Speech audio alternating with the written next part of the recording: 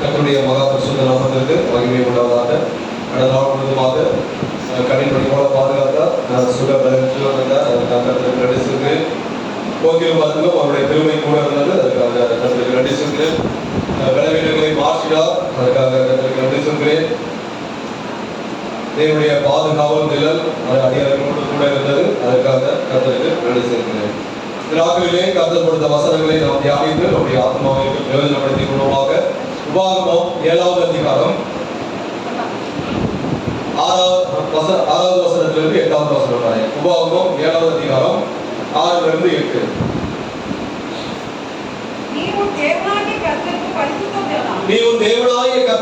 பரிசுத்த ஜனம். பூச்சக்கரத்துள்ள எல்லா ஜனங்களிலும் உன் தேவனாகிய கர்த்தர் உன்னை தமக்கு சொந்தமாய் இருக்கும்படி தெரிந்து கொண்டார். உன் தேவனாகிய கர்த்தர் உன்னை தமக்கு சொந்தமாய் இருக்கும்படி தெரிந்து கொண்டார். சகல ஜனங்களிலும் நீங்கள் திரட்சியான ஜனம் என்று கர்த்தர் உங்கள் பேரில் அன்பு வைத்து உங்களை தெரிந்து கொள்ளலாம். அதாவது நீங்கள் திரட்சியான ஜனங்கள் என்று உங்கள் பேரில் அன்பு வைத்து அதற்காக உங்களை தெரிந்து கொள்ளவில்லை. நீங்கள் சகல ஜனங்களிலும் நீங்கள் கொஞ்ச ஜனமாய் இருந்தீர்கள். கர்த்தர் உங்களில் அன்பு கூர்ந்ததினாலும் உங்கள் பிதாக்களுக்கு இட்ட ஆணையை காக்க வேண்டும் என்பதினாலோ கர்த்தர் பலத்த கையினால் உங்களை புறப்பட பண்ணி அடிமைத்தன வீடாகிய எகிப்தில் என்றும் அதன் ராஜாவான பார்வோனின் கையிலிருந்து உங்களை மீட்டுக் கொண்டார். அதற்காகத்தான் உங்களை தெரிந்து கொண்டார். எதற்காக? நீங்க பெரிய ஜனம், நீங்க நிறைய ஜனம், அதனால உங்களை தெரிந்து கொள்ளவில்லை. மாறாக நீங்கள் கொஞ்ச ஜனங்களாக இருந்த போதிலும் கர்த்தர் உங்கள் மேல் அன்பு வைத்து அது நிமித்தமாக உங்களை தெரிந்து கொண்டார். உங்களுடைய பிதாக்களுக்கு இட்ட ஆணையை காக்க வேண்டும் என்பதினாலும்.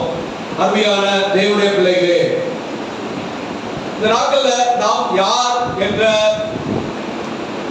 அறிவு அல்லது ஞானம் நமக்கு அதிகமாக இல்லாமல் இருக்கிறது. நாம் யார்? நாம் கர்த்தரால் தெரிந்து கொள்ளப்பட்ட ஜனம். எப்படிப்பட்ட ஜனம் என்றால் பரிசுத்த ஜனம்.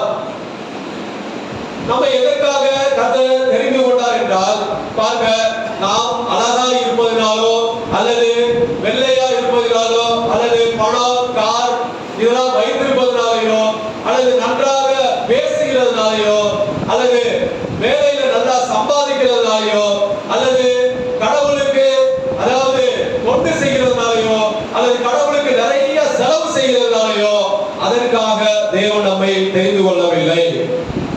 மாறாக நம் மீது அன்பு கூர்ந்ததினால், ஹல்லேலூயா, அவர் நம்மேல் வைத்த கிருபையினால் நம்மை தெரிந்து கொண்டு பரிசுத்த ஜனமாய் வாழும்படியாக நாட்களிலே தெரிந்து கொண்டிருக்கிறார்.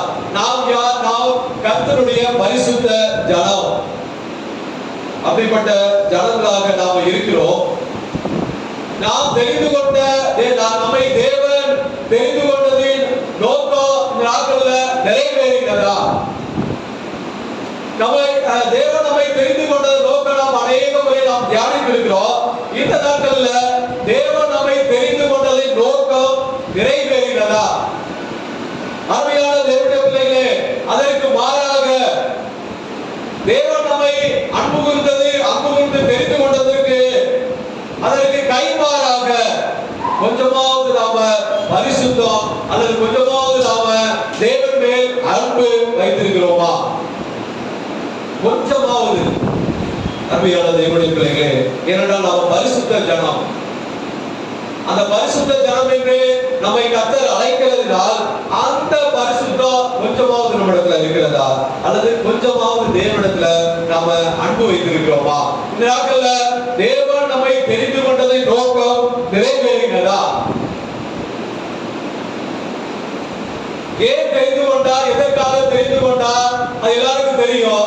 அந்த நோக்கம் நிறைவேறினதா? அதை குறித்து நாம சற்று தியானிப்போம். ஏசாயா 43வது அதிகாரம் 7வது வசனம். ஏசாயா 43:7.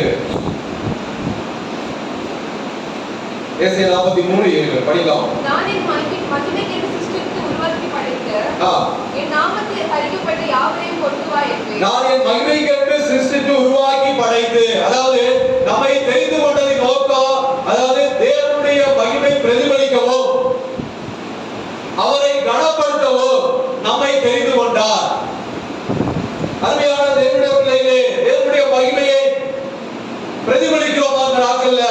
அவரை நாம கனப்படுத்துகிறோமா?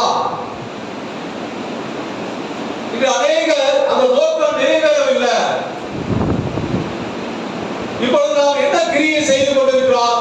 கைமாறாக நம்மை அழைத்த தேவனுக்கு, நம்ம மீது அன்பு கூர்ந்த தேவனுக்கு நம்ம இந்த நாட்கள்ல இப்பொழுது செய்து கொண்டிருக்கிற கைமாறு என்னன்னா, தேவனுடைய மகிமை அதாவது பிரதிபலிக்கப்படுகிறதுல அதற்கு பதிலாக தேவனுடைய மகிமை நம்ம மீது பிரதிபலிக்கப்படுகிறதுக்கு பதிலாக உலக மகிமையை நாம பிரதிபலிக்கிறோம். அதற்காகவே வாழ்கிறோம், அதற்காகவே பிரயாசப்படுகிறோம். தேவனை கனப்படுத்துவதற்கு பதிலாக நாம கனவீனப்படுத்துகிறோம் தேவனை. அருமையான தேவனுடைய பிள்ளைகளே, நான் என் மகிமைக்கு அதற்காகத்தான் உங்களை தெரிந்து கொண்டார். அந்த நோக்கம் இன்றைய இந்த நாட்கள்ல நிறைவேறினதா? அப்படி என்றால் இல்லைன்னு தான் சொல்லுவோம். தேவனுடைய மகிமை பிரதிபலிப்பதற்கு பதிலாக உலக மகிமையை நாம பிரதிபலிக்கிறோம். தேவனை கனப்படுத்துவதற்கு பதிலாக இந்த நாட்களில் நாம கனவீனப்படுத்துகிறோம். நம்மை பார்த்து தேவன் சொல்ல வேண்டியது, இவன் என்னை மகிமைப்படுத்துகிறான், இவன் என்னை கனப்படுத்துகிறான் என்று தேவன் நம்மை பார்த்து சொல்ல வேண்டும். அருமையான தேவனுடைய பிள்ளைகளே, யாரை போல நாம நாட்கள்ல மகிமைப்படுத்த வேண்டும், கனப்படுத்த வேண்டும்? சேவானை போல நாம அவருடைய மகிமையை பிரதிபலிக்க வேண்டும், அவருடைய மகிமையை கனப்படுத்த வேண்டும். சேவானை பாத்தீங்கன்னா பாருங்க, ஒரு சின்ன பையன், ஒரு வாலிப பையன் தான். ஆனா அந்த வாலிப நாட்களிலும் அந்த சேவான் மூலமாக கர்த்தருடைய நாமம் மகிமைப்பட்டது. சேவான் மூலமாக அவர் கனப்படுத்தப்பட்டார். அருமையான தேவனுடைய பிள்ளைகளே, இந்த நாட்கள்ல அந்த நோக்கம் நிறைவேறினதா? நம்மை தெரிந்து கொண்டது நோக்கம் நிறைவேறினதா? அவருடைய மகிமை பிரதிபலிப்பதற்காகவும் அவரை கனப்படுத்துவதற்காகவும் நம்மை தெரிந்து கொண்ட நோக்கம் இந்த நாட்கள்ல நிறைவேறினதா? அல்லது அப்படியே பாதியில நிற்கிறதா? அல்லது இன்னும் ஸ்டார்டே ஆகலையா? சேவானை போல நாட்கள்ல நாம வாழ வேண்டும். தேவனுடைய மகிமையை பிரதிபலிக்க வேண்டும், தேவனுடைய மகிமையை கனப்படுத்த வேண்டும். இரண்டாவது காரியம் பாருங்க, யோவான் 15:16. யோவான் 15:16. யோவான் 15:16. நீங்கள் என்னை தெரிந்து கொள்ளவில்லை, நான் உங்களை தெரிந்து கொண்டேன். நீங்கள் என் நாமத்தினாலே பிதாவை கேட்டுக்கொள்வது எதுவோ அதை அவர் உங்களுக்கு கொடுக்கத்தக்கதாக நீங்கள் போய் கனி கொடுக்கும்படிக்கோ, உங்கள் கனி நிலைத்திருக்கும்படிக்கோ நான் உங்களை ஏற்படுத்தேன், நான் உங்களை தெரிந்து கொண்டேன். பாருங்க, இரண்டாவது பாருங்க, அதாவது தேவன் நம்மை தெரிந்து கொண்ட நோக்கம் நிறைவேறினதா என்றால் கனி கொடுக்கும்படி நம்மை தெரிந்து கொண்டார். அருமையான தேவனுடைய பிள்ளைகளே, எப்படிப்பட்ட கனி என்றால் மற்றவர்களுக்கு பயனுள்ள வாழ்க்கை வாழ்வது. நீங்கள் என்னை தெரிந்து கொள்ளவில்லை, நான் உங்களை தெரிந்து கொண்டேன். நீங்கள் நாமத்தினாலே பிதாவை கேட்டுக்கொள்வது எதுவோ அதை அவர் உங்களுக்கு கொடுக்கத்தக்கதாக நீங்கள் போய் கனி கொடுக்கும்படிக்கு, அதாவது நீங்கள் போய் கனி கொடுக்கும்படிக்கு, மற்றவர்களுக்கு பயனுள்ள வாழ்க்கை வாழ்வது. இப்படிப்பட்ட கனியை தேவன் நம்மிலே எதிர்பார்க்கிறார். மற்றவர்களுக்கு என்றால் முதலாவது தேவனுக்கு, நம்மை சார்ந்து இருக்கிறவர்களுக்கு, ரத்த சம்பந்தமான மனிதர்களுக்கு, பல குடும்பத்தில் உள்ளவர்களுக்கு, பெற்றோர்களுக்கு, பிள்ளைகளுக்கு, உடன்பிறந்த சகோதர சகோதரிகளுக்கு, இவர்களுக்கு நாம பயனுள்ள வாழ்க்கை வாழ்கிறோமா? அருமையான தேவனுடைய பிள்ளைகளே, தேவனுக்கு முதலாவது பயனுள்ள வாழ்க்கை வாழ வேண்டும், அவருக்கு நாம கனி கொடுக்க வேண்டும். அடுத்ததாக நம்மை சுற்றி இருக்கிறவர்களுக்கு நம் மூலமாக அதாவது ஒரு பயனுள்ள வாழ்க்கை வாழ வேண்டும். நாம் இப்பொழுது என்ன செய்து கொண்டிருக்கிறோம்? அந்த கனி கொடுக்கிற அதாவது நோக்கம் நிறைவேறினதா என்றால் கனியற்ற அந்த கிரியைகளுக்கு நாம இடம் கொடுக்கிறோம். அதுல நம்ம கிரியை செய்கிறோம். அந்த கிரியைகள அநேக கிரியைகள் கனியற்ற அந்தகார கிரியைகளுக்கு தான் நம்ம உடன்படுகிறோம். தேவன் நம்மை பார்த்து சொல்ல வேண்டியது, மற்றவர்களுக்கு கனி கொடுக்கிறதுல, அதாவது இந்த சகோதரன் நிலைத்து இருக்கிறார், அது கனி கொடுக்கிறார். அது மாத்திரமல்ல, அந்த கனியிலே நிலைத்திருக்க வேண்டும். நீங்கள் உங்கள் கனி நிலைத்திருக்கும்படிக்கு நீங்கள் போய் கனி கொடுக்கும் படிக்கும், உங்க கனி நிலைத்திருக்கும் படிக்கும். அருமையான தேவனுடைய பிள்ளைகளே, நம்முடைய கனி நிலைத்திருக்கும் படிக்கும். அதற்காக தெரிந்து கொண்டார். அந்த நோக்கம் இந்த நாட்கள்ல நிறைவேறினதா என்றால் இல்லை என்று நாம் சொல்ல வேண்டும். அருமையான தேவனுடைய பிள்ளைகளே, யாரை போல நாம கனி கொடுக்கிற ஜீவியம், அதாவது கனி கொடுக்கிறது யாரை போல, இவரை போல நாம இருக்க வேண்டும் என்று நாம விரும்பினால், அதாவது யோபுவை போல, ஹalleluya, தேவனுக்கு கனி கொடுக்கிற ஜீவியம் நம்மிடத்துல இருக்க வேண்டும். அந்த கனி கொடுப்பதுல நிலைத்து இருக்க வேண்டும். பிரச்சனைகள் வந்து ஓடி போயிடக்கூடாது. தேவனுக்கு அநேக பிரச்சனைகளை ஃபேஸ் பண்ணார்.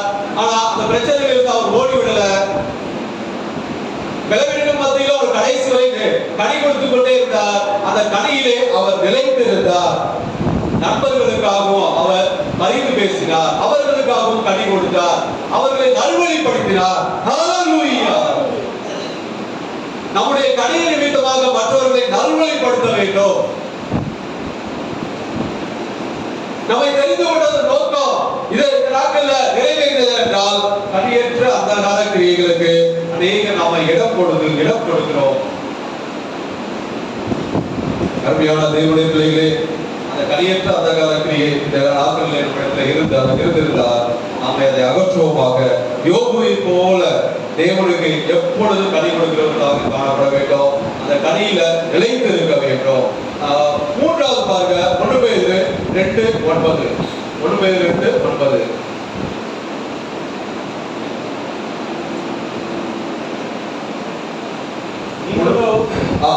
நீங்களோ உங்களை அந்த காலத்தில் நின்று நம்முடைய ஆச்சரியமான ஒளியிடத்திற்கு வரவழைத்தவருடைய புண்ணியங்களை அறிவிக்கும்படி தெரிந்து கொள்ளப்பட்ட, அதாவது வரவழைத்தவருடைய புண்ணியங்களை அறிவிக்கும்படி தெரிந்து கொள்ளப்பட்ட சந்ததியாயோ. அருமையான தேவனுடைய பிள்ளைகளே, மூன்றாவது காரியம் பாருங்க, தேவனுடைய புண்ணியங்களை அறிவிக்கும்படி நம்மை தெரிந்து கொண்டார். தேவன் செய்த நன்மைகள், அதாவது மட்டுமாய் கையெழுத்த ஆசீர்வாதங்கள், ஆவிக்குரிய பிரகாரமாக இருந்தாலும் சரி, சரீர பிரகாரமாக இருந்தாலும் சரி, அந்த ஆசீர்வாதம் அநேக நன்மைகளை நமக்கு செய்திருக்கிறார். அந்த நன்மைகளை பறைசாற்றும்படி நம்மை தெரிந்து கொண்டார். அதாவது வரவழைத்தவருடைய புண்ணியங்களை என்றால் நன்மைகள், நமக்கு அநேக நன்மைகள் அவர் செய்திருக்கிறார். அதை அறிவிக்கும்படியாக, மற்றவர்களுக்கு அறிவிக்கும்படியாக அதை தெரிந்து கொண்டார். இந்த நாட்கள்ல நாம் இப்பொழுது என்ன கைமாறு, தேவனுக்கு என்ன கைமாறு செய்து கொண்டிருக்கிறோம் பாருங்க. தேவன் செய்த நன்மைக்கு பதில் என்ன பண்றோம்? தேவனுக்கு தீமையை செய்கிறோம். அது என்ன தீமைகள்? அவர் நன்மை செய்தார், நம்முடைய வாழ்க்கையில அநேக நன்மைகள் செய்தார். அதற்கு மாறாக நாம் அவருக்கு தீமைகள் செய்கிறோம். அதாவது தேவனிடத்தில் கேட்டு பெறாத காரியங்களை முறையிட்டு விரும்புகிறோம். நம்ம தேவனிடத்தில் அநேக காரியங்களை கேட்போம்.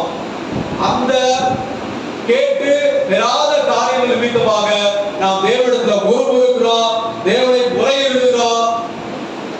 தேவனுக்கு பிடிக்காத காரியத்தை செய்து, அதாவது அந்த சமயத்துல தான் பாருங்க, இப்ப நம்ம ஒரு காரியத்தை கேட்கிறோம் தேவனிடத்துல, அந்த காரியம் நிறைவேறுவதற்கு கால தாமதம் ஆனச்சுன்னா நாம என்ன பண்ணுகிறோம் என்றால், அப்பதான் நான் கேட்டேன் நீ கொடுக்கல அதனால போ அப்படின்னு சொல்லிட்டு தேவனுக்கு பிரியமில்லாத காரியத்தை, அதாவது வேண்டுமென்றே நாம அப்பதான் வீம்புக்கு செய்வோம். இதுதான் நன்மைக்கு பதில் நாம தேவனுக்கு தீமை செய்கிறது என்று அர்த்தம். தேவனுக்கு பிடிக்காத எந்த காரியங்கள் அதை தேடி தேடி செய்வோம். இதுதான் மனிதனுடைய இயல்பாக இருக்கிறது. எது தேவனுக்கு பிடிக்கவில்லையோ அந்த காரியத்தை நாம் செய்து தேவனுக்கு தீமை செய்கிறோம், தேவனை கோபப்படுத்துகிறோம். அருமையான தேவனுடைய பிள்ளைகளே, அதன் மூலமாக தேவனை நாம எரிச்சல் போன்றவர்களாக காணப்படுகிறோம். இப்ப யாரை போல நாம அதாவது தேவனுடைய புண்ணியங்களை அறிவிக்க வேண்டும். யாரை போல நாம அறிவிக்க வேண்டும் என்றால், அப்போஸ்தலனாகிய பவுலை போல நாம, அதாவது எங்கு சென்றாலும் எந்த சூழ்நிலையிலும் நாம தேவன் நமக்கு செய்த நன்மைகளை அறிவித்துக் கொண்டே இருக்க வேண்டும். தேவன் நமக்கு செய்த புண்ணியங்களை நாம் அறிவித்துக் கொண்டே இருக்க வேண்டும். பவுல் பாருங்க, பவுல் அப்போஸ்தலர் சென்ற இடமெங்கும் அவர் அறிவித்துக் கொண்டே இருந்தார். தேவன் எனக்கு நன்மை செய்தார், தேவனுடைய நாமத்தை தொழுது கொள்ள வேண்டும், எனக்கு செய்த நன்மைகள் நீங்களும் பெற்றுக்கொள்ள வேண்டும் அப்படி என்று அவர் சென்ற இடமெங்கும் அவர் அறிவித்துக் கொண்டே இருந்தார். இயேசுடைய நாமத்தை அறிவித்தார். அவர் அறிவிப்பது மூலமாக அநேக ரட்சிக்கப்பட்டார்கள். அருமையான பிள்ளைகளை, இந்த நாட்களிலே நாம் அப்போஸ்தலனாகிய பவுலை போல எங்கு சென்றாலும் தேவனுடைய புண்ணியங்களை அறிவிக்கிறவர்களாக காணப்பட வேண்டும். இது அந்த நாட்கள் இந்த நாட்கள்ல நம்மிடத்தில் நிறைவேறுகிறதா? தேவன் தெரிந்து கொண்டது போக எல்லாருக்கும் தெரியும். தேவன் எதற்காக நம்மை தெரிந்து கொண்டார் அது எல்லாருக்கும் தெரியும். அந்த நோக்கம் நிறைவேறுகிறதா? நாம் இந்த கடைசி காலத்துல வந்திருக்கிறோம். நாம அதை சிந்திக்க வேண்டும். நம்ம எதற்காக நாட்கள்ல தெரிந்து கொண்டார் அந்த நோக்கத்தை நாம நிறைவேற்ற வேண்டும். நான்காவது காரியம், கொலோசியர் 3வது அதிகாரம் 15வது வசனம். கொலோசியர் 3:15.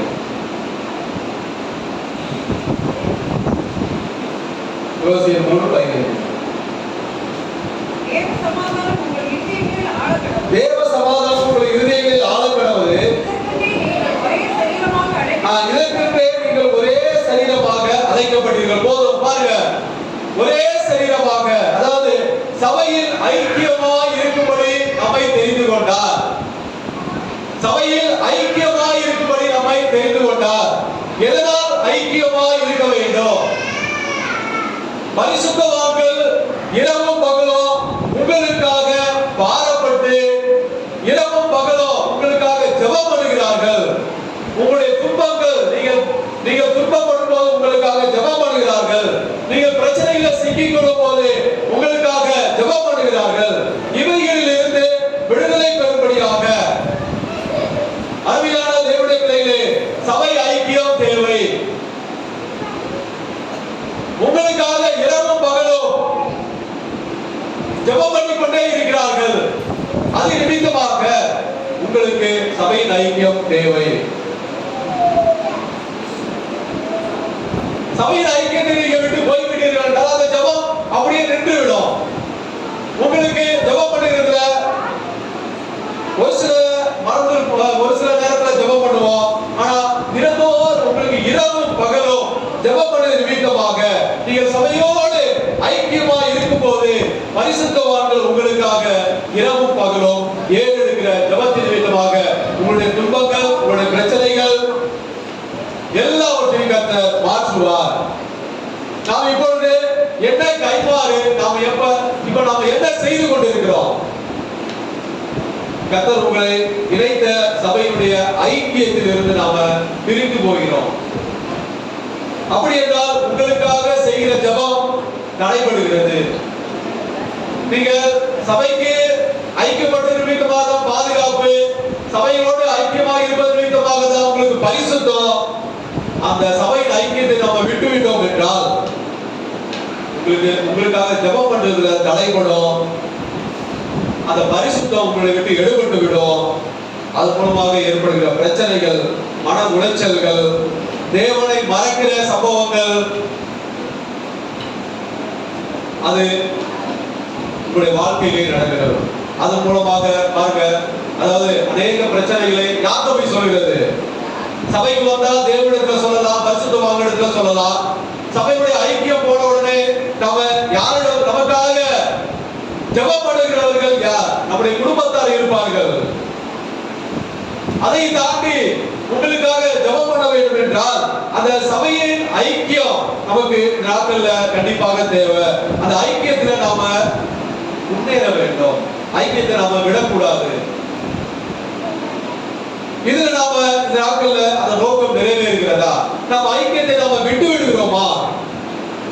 யாரை போல நம்ம சபை ஐக்கியம் நமக்கு தேவை. பாருங்க, இயேசுவின் அப்போஸ்தலர்கள், அந்த அப்போஸ்தலர்களை போல சபையினுடைய ஐக்கியம் நமக்கு தேவை.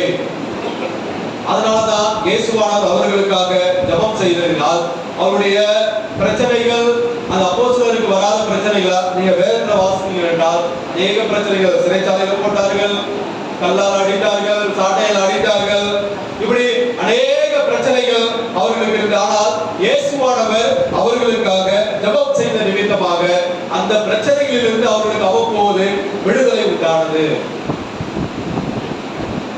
இந்த நாட்கள்ல நமக்காக ஜெபம் பண்ணுகிற, இரவும் பகலும் நமக்காக ஜெபம் பண்ணுகிற பரிசுத்தவான்கள் இருக்கிற அந்த சபையில நம்முடைய ஐக்கியம் இருக்க வேண்டும். அதற்காக தான் நம்மை தெரிந்து கொண்டால் அந்த நோக்கம் நிறைவேற வேண்டும்.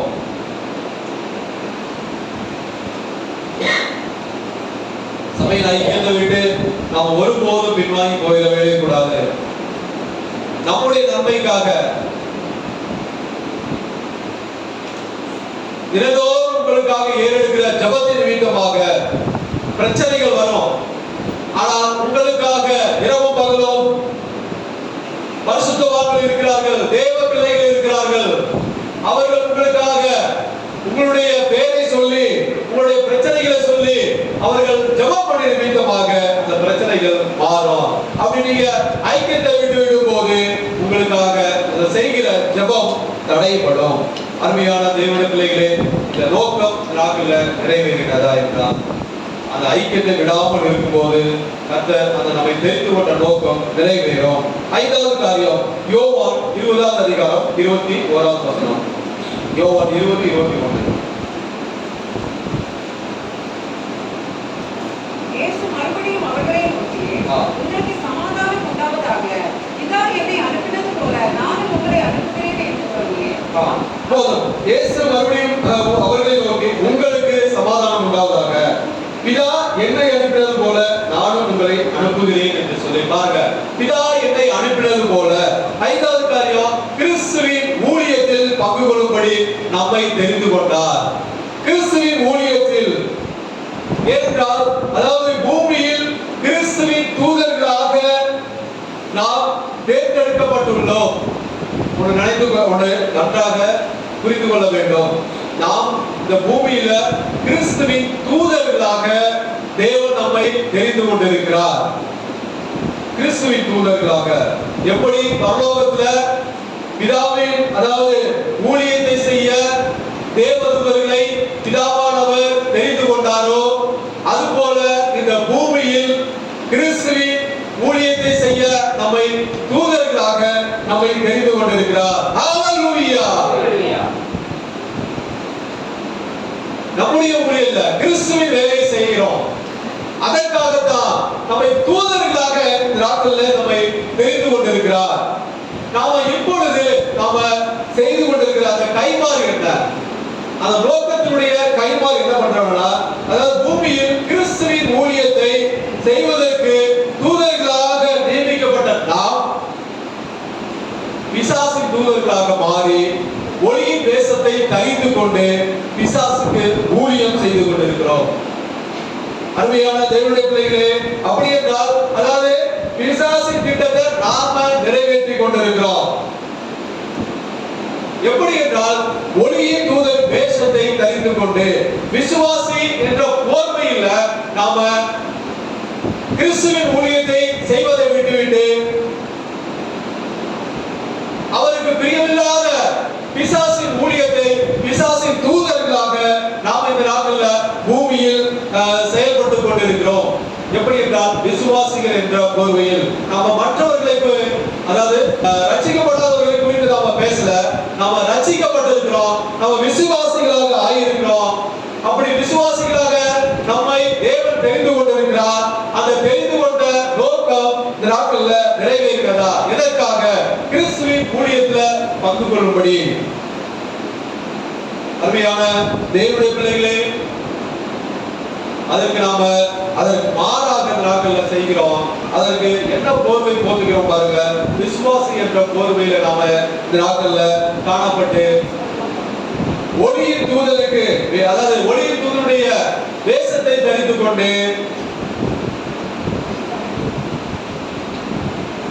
கிறிஸ்துவின் ஊழியத்தை நாம செய்வது அது பங்கு கொள்ளும்படி அது தடைபடுகிறது.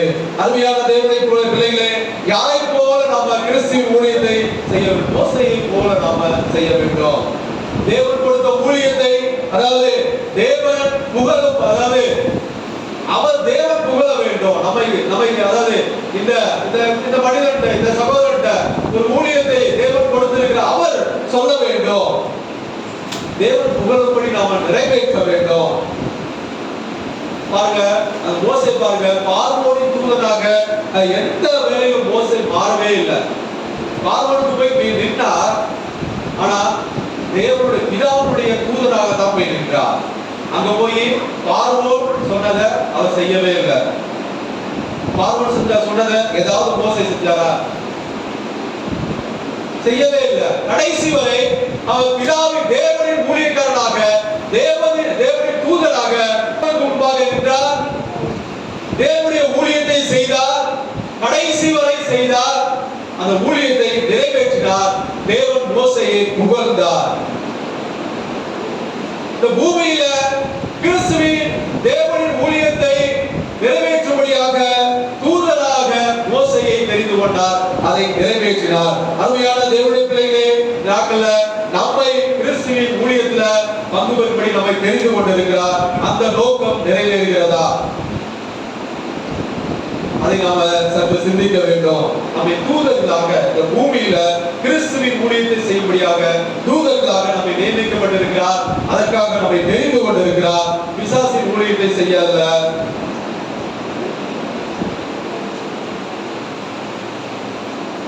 அதை நாம ஒருபோதும் செய்யக்கூடாது.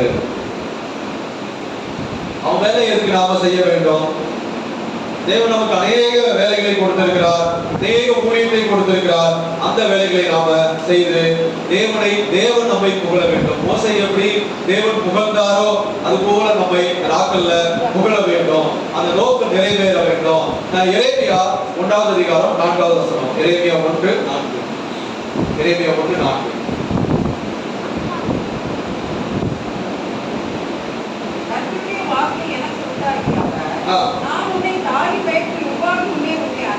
நான் உன்னை தாயின் வயிற்றில் உருவாகும் முன்னே உன்னை அறிந்தேன். நீ கர்ப்பத்திலிருந்து வெளிப்படும் முன்னே நான் உன்னை பரிசுத்தம் பண்ணி உன்னை ஜாதிகளுக்கு தீர்க்கதரிசியாக கட்டளையிட்டேன்.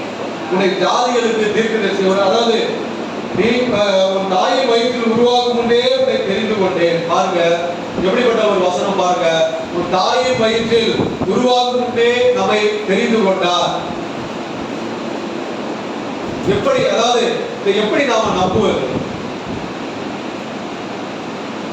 அதாவது அனைவருக்கும் இந்த கேள்வி வரும். உன் தாயின் வயிற்றில் உருவாகும் முன்னே நம்மை தெரிந்து கொண்டார். இதை எப்படி நாம நம்புவது? இந்த வசனத்தை ஏன் நம்ப வேண்டும்?